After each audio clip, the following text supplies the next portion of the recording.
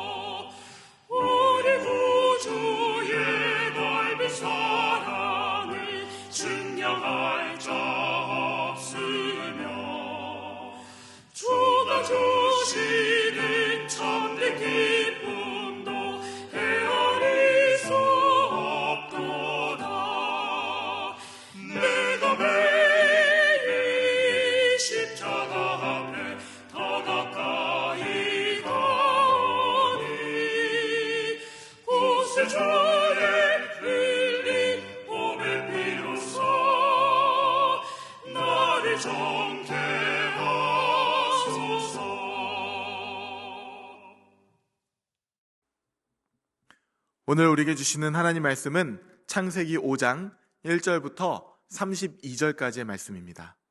이것은 아담의 계보를 적은 책이니라. 하나님이 사람을 창조하실 때에 하나님의 모양대로 지으시되 남자와 여자를 창조하셨고 그들이 창조되던 날에 하나님이 그들에게 복을 주시고 그들의 이름을 사람이라 일컬으셨더라. 아담은 130세에 자기의 모양 곧 자기 형상과 같은 아들을 낳아 이름을 셋이라 하였고 아담은 셋을 낳은 후 800년을 지내며 자녀들을 낳았으며 그는 930세를 살고 죽었더라. 셋은 105세에 에노스를 낳았고 에노스를 낳은 후 807년을 지내며 자녀들을 낳았으며 그는 912세를 살고 죽었더라. 에노스는 90세에 게난을 낳았고 게난을 낳은 후 815년을 지내며 자녀들을 낳았으며 그는 905세를 살고 죽었더라. 게나는 70세에 마할랄레를 낳았고 마할랄레를 낳은 후 840년을 지내며 자녀들을 낳았으며 그는 910세를 살고 죽었더라. 마할랄렐은 65세에 야렛을 낳았고 야렛을 낳은 후 830년을 지내며 자녀를 낳았으며 그는 895세를 살고 죽었더라. 야렛은 162세에 에녹을 낳았고 에녹을 낳은 후 800년을 지내며 자녀들을 낳았으며 그는 962세를 살고 죽었더라. 에녹은 65세에 무드셀라를 낳았고 무드셀라를 낳은 후 300년을 하나님과 동행하며 자녀들을 낳았으며 그는 365세를 살았더라. 에녹이 하나님과 동행하더니 하나님이 그를 데려가심으로 세상에 있지 아니하였더라. 무드셀라는 187세에 라멕을 낳았고 라멕을 낳은 후 782년을 지내며 자녀를 낳았으며 그는 969세를 살고 죽었더라. 라멕은 182세의 아들을 낳고 이름을 노아라 하여 이르되 여호와께서 땅을 저주하심으로 수고롭게 일하는 우리를 이 아들이 아니하리라 하였더라. 라멕은 노아를 낳은 후 595년을 지내며 자녀들을 낳았으며 그는 777세를 살고 죽었더라. 노아는 500세 된 후에 셈과 함과 야벳을 낳았더라. 아멘. 함께 기도하겠습니다. 하나님, 새해 첫 주간을 보냅니다. 신년의 설렘은 벌써 일상의 피곤함에 자리를 내어주고 단단했던 다짐들도 조금씩 흐려지는 우리의 연약함을 고백하며 이 자리에 섰습니다. 우리는 늘 내 힘으로 무엇인가를 증명해보려 애쓰고 나의 성을 쌓기 위해 분주하게만 살아갑니다. 하지만 주님, 이 시간 잠시 그 고단한 경주를 멈추고 우리 인생의 주인이 누구인지, 우리가 누구를 닮아 지어졌는지 다시 한번 기억되는 시간이 되기를 소망합니다. 말씀을 펼칠 때에 우리의 눈을 열어주셔서 글자 너머에 있는 주님의 뜨거운 숨결을 보게 하시고 무너진 우리의 결심보다 훨씬 더 끈질기게 우리를 붙드시는 하나님의 신실한 사랑을 만나는 시간이 되게 하여 주시옵소서. 예수 그리스도의 이름으로 기도하옵나이다. 아멘. 할렐루야. 네, 오늘은 2026 다시 희망이라는 제목으로 하나님 말씀 나누려고 합니다. 새해 첫 주간 어떻게 잘 보내고 계십니까? 신년의 설렘을 안고 시작한 지 이제 일주일이 지났습니다. 오늘쯤 되면 1월 1일에 이 결연했던 마음이 조금씩 흐려지기 딱 좋은 시점이죠. 작심삼일이라는 이 기적의 사이클이 벌써 2번이나 지났습니다. 오늘 지금 여러분은 어떤 새해를 맞이하고 계십니까? 혹시 새해가 어느새 다시 평범한 일상에 이렇게 묻혀버리진 않았습니까? 결심은 있었지만 마음은 느슨해지고 기대가 있었지만 방향이 조금 흐려졌다면 오늘 말씀의 이 시간을 통해서 다시 한번 우리의 새해의 말씀의 다림줄을 붙잡게 되는 그 시간이 되기를 소망합니다. 오늘 본문을 펼치면서 족보다 싶었습니다. 이름은 낯설고 반복되고 결국은 죽었더라로 끝이 나죠. 새벽에 읽기에는 무겁고 지루한 명단처럼 보입니다. 그런데 여러분, 이 하나님의 눈에도 이 명단이 지루하셨을까요? 아니죠. 이건 지루한 명단이 아니라 단 한 명도 지어질 수 없었던 하나님의 사랑의 기록입니다.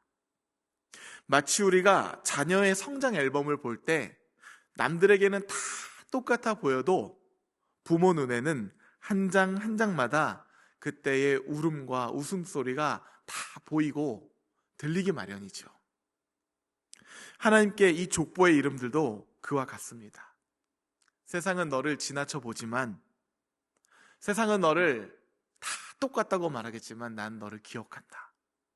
너는 나를 닮은 나의 형상, 하나님의 형상이라고 이렇게 기록하시면서 말씀하시는 것이에요. 부모의 앨범에 의미 없는 사진이 단 한 장도 없는 것처럼 하나님의 족보에는 의미 없는 인생이 단 한 명도 없다는 것입니다. 오늘 말씀을 통해서 우리 한 사람 한 사람을 향한 하나님의 열심과 사랑의 의지를 발견하는 시간이 되기를 소망합니다. 아담에게는 3명의 아들들이 있었죠. 가인, 야벳, 셋. 오늘 본문은 아담의 3번째 아들인 셋의 계보를 따라가며 하나님의 이야기를 다시금 펼쳐가고 있습니다. 그런데 오늘 족보의 시작이 참 묘합니다. 족보라고 하면 보통 누가 누구를 낳고 이렇게 시작할 텐데 하나님은 갑자기 창세기 1장의 창조 이야기로 시작을 하십니다.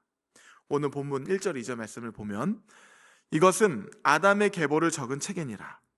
하나님이 사람을 창조하실 때에 하나님의 모양대로 지으시되 남자와 여자를 창조하셨고 그들이 창조되던 날에 하나님이 그들에게 복을 주시고 그들의 이름을 사람이라 일컬으셨더라. 하나님의 모양대로 사람을 창조하시고 그들에게 복을 주셨더라. 이건 단순한 설명이 아닙니다. 이미 한 번 있었던 창조의 이야기를 하나님께서 의도적으로 다시 꺼내들고 계신 것이에요. 이유가 있어요. 오늘 본문이 창세기 5장인데 바로 앞장인 4장에서 가인이 자신의 동생 아벨을 죽이며 인류의 역사가 피로 얼룩지기 때문이에요. 인간이 스스로 써내려간 이야기는 더 이상 손쓸 수 없을 만큼 엉망이 되어버렸습니다. 하나님께서 됐다. 이제 이 이야기는 여기서 끝내자. 하고 책을 덮으셔도 전혀 이상하지 않은 피로 얼룩진 역사가 되었어요. 그런데 하나님은 그 이야기를 폐기하지 않으시고 오히려 편집자가 되셔서 망가진 원고 한가운데에 다시 창조라는 문장을 써내려가고 계신 것입니다. 그래서 창세기 5장의 족보는요, 단순한 혈통의 족보에 대한 이야기가 아니라 타락 이후에도 멈추지 않는 하나님의 열심이 다시 한번 반복되는 자리예요. 우리는 이 족보의 행간에서 하나님의 사랑과 이 거룩한 열심을 발견할 수 있어야 합니다. 왜냐하면 이것은 과거 누군가에게만 해당되는 이야기가 아니라 오늘을 살아가는 우리의 이야기이기 때문에 그래요. 하나님은 지금도 우리 삶 한가운데서 여전히 포기하지 않으시고 이미 시작하신 그 하나님의 창조의 이야기를 다시 그리고 계속해서 써내려 가고 계시기 때문입니다. 이렇게 소중한 이야기를 들고 살아가는 두 부류의 사람들이 등장합니다. 가인의 후예 셋, 그리고 셋의 후예들이에요. 가인의 자손들은 화려했습니다. 성을 쌓고 문명을 만들고 자신의 이름을 세상에 남기기 위해서 처절하게 살았어요. 자신을 증명하느라 인생의 모든 에너지를 쏟아붓습니다. 반면에 오늘 우리가 읽은 셋의 족보는 이사마리만큼 아주 조용해 보여요. 눈에 띄는 업적도 잘 안 보이고요. 자랑할 만한 성공담도 나타나 있지 않습니다. 없어서일까요? 아니요. 성경은 의도적으로 그 창조의 이야기 가운데 그것들을 배제하고 있습니다. 눈에 띄는 업적도 잘 안 보이고 성공담도 안 보여요. 그런데 바로 그 조용한 족보 한가운데 성경은 아주 중요한 한 문장을 남깁니다. 그때에 사람들이 비로소 여호와의 이름을 부르기 시작하였더라. 여기가 인생의 갈림길이라는 것이에요. 가인의 삶은 자신의 이름을 남기려는 삶이었고 셋의 길은 하나님의 이름을 부르는 삶이었습니다. 무엇을 이루었느냐보다 우리가 과연 하나님과 동행하였느냐? 여기 하나님은 관심이 있다는 거예요. 그렇게 사는 하루는 작아 보여도 하나님 앞에서 결코 헛되지 않다. 아무리 자신을 드러내고 문명을 일으키고 처절하게 열심으로 자신의 이름을 남겼다 하더라도 하나님 없이는 그것이 헛되다는 것이죠. 그러나 하나님 앞에서 결코 헛되지 않는 삶이 있다는 거예요. 바로 하나님과 동행하는 삶. 이 길을 가장 선명하게 보여준 사람이 바로 오늘 셋 계열의 족보 한가운데 등장하는 에녹입니다. 죽었더라가 반복되는 무겁고 단조로운 이 족보 한가운데 갑자기 흐름이 멈추는 이름이 하나 등장합니다. 바로 에녹이에요. 셋 계열에 나타나고 있는 에녹. 다른 사람들의 인생은 모두 죽었더라라는 말로 마침표를 찍습니다. 그런데 이 에녹의 인생은 전혀 다른 기록으로 연결돼요. 에녹은 하나님과 동행하더니 그가 죽었다 끊지 않고요. 그는 죽음을 경험하지 않고 하나님께로 옮겨졌다고 기록합니다. 평생을 하나님과 동행하였더니 하나님께서 죽음을 경험하지 않고 하나님께로 옮기며 하나님과 동행하는 놀라운 신비의 여정을 그에게 허락하세요. 에녹은 당시 기준으로 보면 오히려 남들에 비해 짧은 인생을 살았습니다. 남들만큼 오래 살지도 않았고요. 대단한 성을 쌓지도 않았어요. 하지만 성경은 그를 가장 특별한 사람으로 기억합니다. 이유는 단 하나예요. 그가 하나님과 동행하였기 때문에.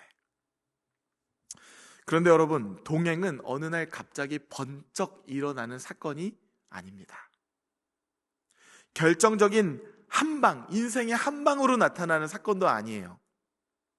동행은요, 매일 반복된 선택의 연속이었고 하루하루 쌓여간 신뢰의 관계죠. 에녹의 동행은 특별한 날에만 하나님만을 찾는 삶이 아니라 아무 일 없어 보이는 그 평범한 날들 속에서도 하나님과 보폭을 맞춰 걷는 일상의 시간들이었습니다.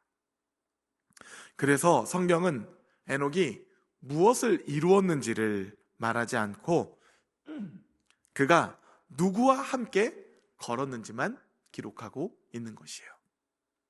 그리고 그 동행의 시간이 쌓여서 죽음조차도 그의 인생을 하나님과 끊지 못했다는 것이죠. 그렇다면 질문이 하나 남게 됩니다. 에녹처럼 동행한 사람의 삶은 도대체 무엇으로 보상받게 되는가? 무엇이 남는 인생인가? 성경은 그 대답을 창세기 5장의 마지막 이름으로 들려주고 있어요. 바로 노아입니다. 그 역시 셋 계열의 사람이에요. 그 가운데 에녹이 탄생하고요. 족보의 마지막에 노아가 등장합니다. 오늘 본문 29절 말씀. 이름을 노아라 하여 이르되 여호와께서 땅을 저주하심으로 수고롭게 일하는 우리를 이 아들이 안위하리라 하였더라. 셋 계열의 이 긴 족보는 결국 노아라는 이름에서 멈추고 있습니다. 그 이름의 뜻이 참 의미심장합니다. 안위, 위로예요. 이 족보를 처음부터 끝까지 읽어보면 거의 모든 인생의 리듬이 낳고 살고 죽었더라로 정리가 됩니다.